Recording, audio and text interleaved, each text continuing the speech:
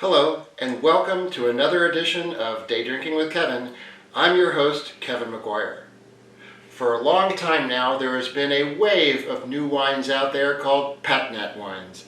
In today's episode, we're going to explore exactly what a Pét-Nat wine is and how it came to be. First, what does Pét-Nat stand for? It stands for Pétillant Naturel, which is a French term that, loosely speaking, means naturally sparkling. On a restaurant menu or maybe at your favorite wine shop, you've probably seen these wines and you say, I don't exactly know what they are and how they're made. They look a little cloudy and weird to me, so you may have avoided doing them. But I can tell you this, if you try them, you're going to be pleasantly surprised. So let's talk about Pét-Nat wines. For many years, winemakers have been trying to go back to their roots, back to where wines began. And Pét-Nat is an example of that. In fact, they call this the ancestral method. And the difference between Pét-Nat and normal sparkling wines is it is a single fermentation in the bottle. Traditional sparkling wine, like champagne, goes through a second fermentation in the bottle, which is what causes the bubbles and allows the dosage or allows the sweetness level to be adjusted in the champagne. With Pét-Nat wines, it's only a single fermentation. Once the crown cap goes on the wine, that's it. One of the things that you'll notice about Pét-Nat wines is that they appear a little cloudy. And they also have sediment at the bottom.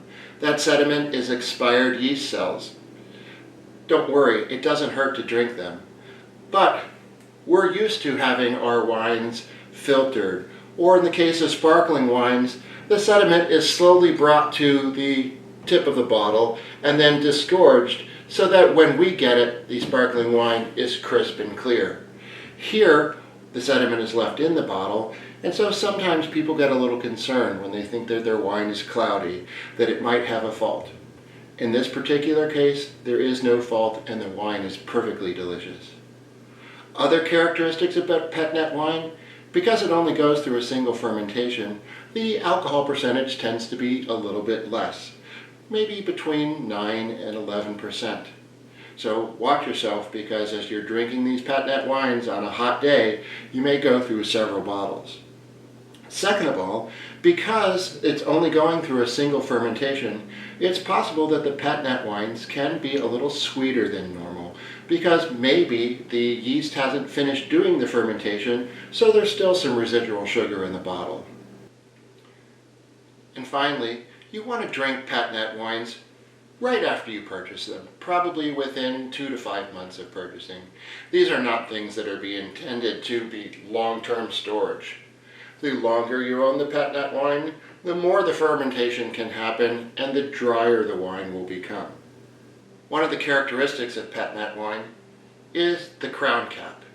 Because these have a lot less pressure than, say, a traditional method sparkling wine, they don't have to worry about putting a cork and a muselet on top to hold the cork in. Is it easy to make Pét-Nat wines? Not really. In fact, it takes a lot of skill. If you bottle the wine before it's ready, you're going to get a flat, flabby wine. And if you wait too long, the pressure could build up in the bottle and the bottle could explode. So people who make Pét-Nat wines are very skilled at making sure that the bottling is done exactly at the right point. Pét-Nat wines come in a variety of styles, from whites to rosés. I've even seen an orange Pét-Nat. And one of the things that you need to be aware of is that because the individual bottle is each doing the fermentation, every bottle can be a little bit different. So if you get a package of 6 Pét-Nat wines, you might see a little bit of difference between each bottle. Another big difference of Pét-Nat wines is that they can be made with all kinds of different grape varietals. Unlike traditional method sparkling wines where you tend to have Chardonnay, Pinot Noir, and Meunier, Pét-Nat wines can be made from almost any grape varietal. Here, we're looking for the fruity style of wine and not necessarily the biscuity or brioche wines of a traditional method sparkling wine. And so winemakers have been using grapes from around the world to try and experiment to see which grapes go best with their style of wine. As far as food pairings go, PétNat wines can go with a variety of foods, especially lighter foods. Let's talk about ones that have a little bit of salt to them, or a little bit of creaminess to them, or fried foods. And they go with a range of things like salmon and tuna and vegetarian dishes. But one thing I like about them is that they can just be, welcome to my house, the party's about to get started. And if you have people like come over to my house that are saying, hey, what has the wine guy got for me today? Many people have not seen a PétNat wine before, and they'll find it interesting that you made that choice.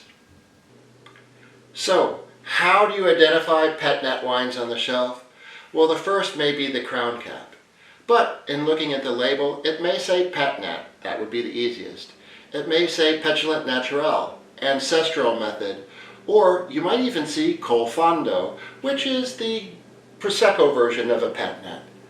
All of these terms could be on the label, and they'll help you identify when you see a PétNat wine on the shelf. Thank you for joining me today and talking about PétNat wines. I hope next time that you're in a restaurant, you'll consider trying them. If you like this episode, please consider giving it a thumbs up, and subscribe to Day Drinking with Kevin. And if you have ideas for future episodes, email me at daydrinkingwithkevin@gmail.com. Until next time, this is Kevin McGuire saying I hope you enjoy PétNat wines, and salute.